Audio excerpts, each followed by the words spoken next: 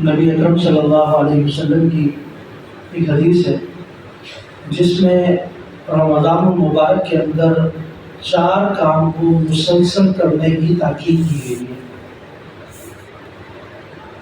حکم دیا گیا ہے، یا دوسرے الفاظ میں یہ کہا جائے کہ کثرت کے ساتھ اس عمل کو خود بھی کیا ہے اور کرنے کا،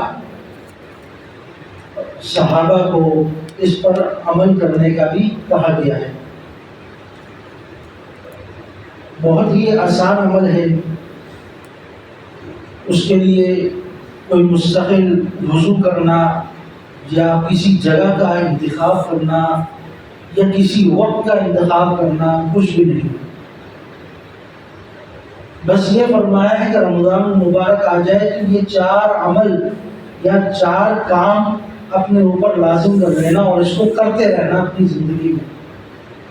روزہ آپ کا اپنی جگہ پر باقی رہے گا، اس کو رکھنا ضروری ہے، کیونکہ وہ رمضان ہی کیا ہے جس میں روزہ نہ ہو، وہ رمضان ہی کیا ہے جس میں تراویح نہ ہو، تو یہ اعمال تو اپنی جگہ باقی ہیں، لیکن اس کے ساتھ اپنے کچھ اعمال ایسے بتا رہا ہوں کہ ان اعمال کو کر لو گے تو جنت کی طرف ذرا جلدی چلے جاؤ گے، تمہاری توجہ اور زیادہ بڑھ جائے گی، تم اعمال کے اندر اور زیادہ آگے بڑھنے لگو گے، حلاوت، ایمان کی حلاوت نظر آئے گی اور محسوس ہوگی۔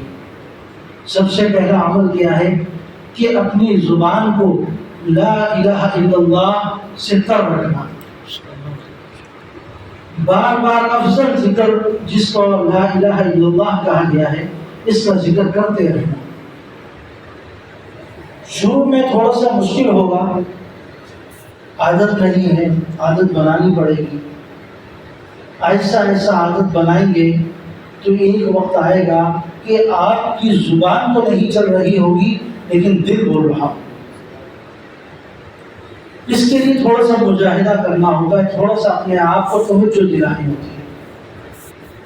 شروع میں ہو سکتا ہے آپ اپنے آپ کو عادت ڈالیں اور 1 گھنٹے کے اندر شاید 10 مرتبہ پڑھ سکیں، 5 مرتبہ پڑھ سکیں، لیکن آہستہ آہستہ یہ عادت ایسی آئے گی کہ 1 گھنٹے میں آپ سینکڑوں بار پڑھ لیں گے اور آپ کو پتہ بھی نہیں چلے گا۔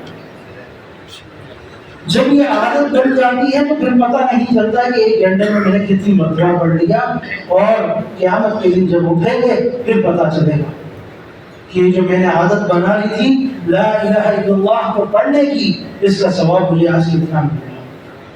ایک تو لا الہ الا اللہ کا اہتمام کرنا ہے اور دوسرا استغفار کا اہتمام کرنا، استغفر اللہ استغفر اللہ استغفر اللہ واتوب الیہ، اس طرح بار بار استغفار کا اہتمام کرنا ہے۔ احادیث میں آتا ہے نبی اکرم صلی اللہ علیہ وسلم ایک مجلس میں 1000 بار استغفار کر لیا کرتے تھے، ہر وقت استغفار کی تسبیح جاری رہتی تھی۔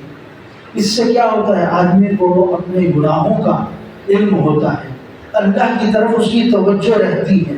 جب ان اعمال سے دور ہوتا ہے پھر آپ نے دیکھا ہوگا آپ کے 6 10 گھنٹے گزر جاتے ہوں گے اور زبان سے ایک مرتبہ بھی لا الہ الا اللہ یا استغفر اللہ نہیں نکلتا ہوگا۔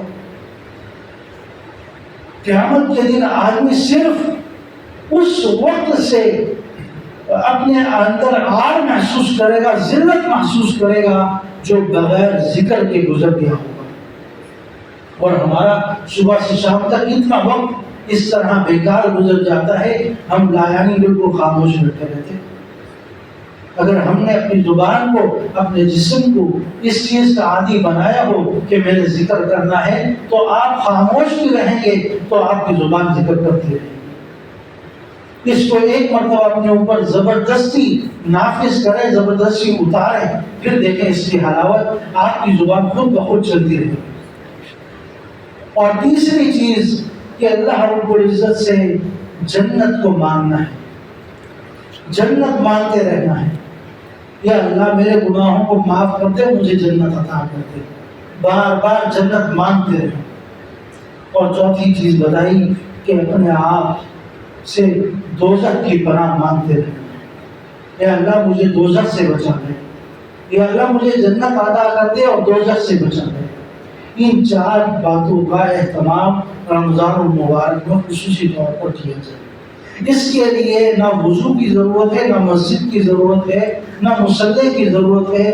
آپ جس جگہ، جس لمحے، جس وقت میں ہیں، اس وقت ان 4 چیزوں پر عمل کیا جا سکتا ہے۔